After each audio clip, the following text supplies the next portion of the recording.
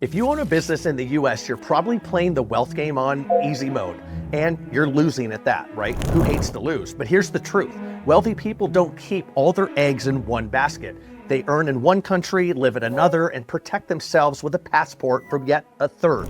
And if you don't start thinking this way, you're gonna wake up one day realizing the system trapped you. Look, most entrepreneurs think that the key to wealth is doubling down where they are, using their own country as their playground. More sales, more staff, more hustle. But the ultra wealthy, well, they play a completely different game. They design their lives globally.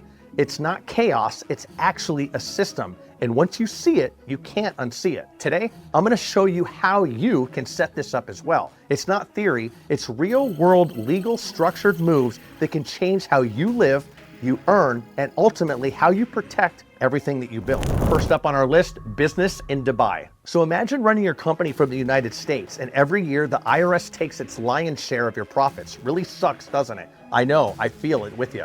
Now imagine moving the same exact company to Dubai. What happens? You pay zero tax on salary, dividends, and capital gains. Only 9% corporate tax once profits pass about 100K US. That's about 375,000 AED.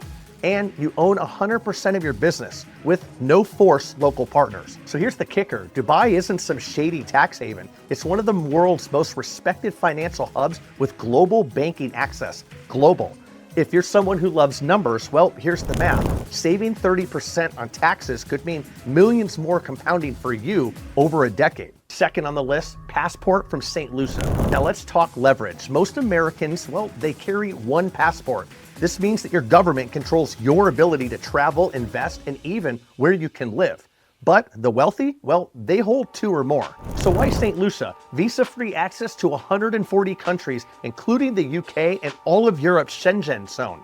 A fast legal citizenship by investment program starting around 100K, and zero global income, inheritance, or wealth tax. Who wouldn't want to do that? And here's the secret that most don't realize. You don't even have to live there. You can keep the passport without the residency headaches. And this isn't just about escaping, it's about options. Options, what do they mean? Freedom. If security and protecting your family matter to you, well, this is about never letting your future be tied to one country's political decisions or laws or anything like that. Use the world as your playground, not your country. Third up, home in Thailand, the good old Thailand. So let's get personal here for a second. You work hard, you built a business, but life in the US, well, I hate to say it because we're here now, skyrocketing costs, stress, and you're paying more but living less. Make it make sense. So what if I told you that Thailand could completely flip that? What do you get? A lower cost of living, but a higher quality of life. Some of the world's best healthcare, food, and lifestyle perks at that. Long-term residency through Thailand's elite visa, 5 to 20 years at that.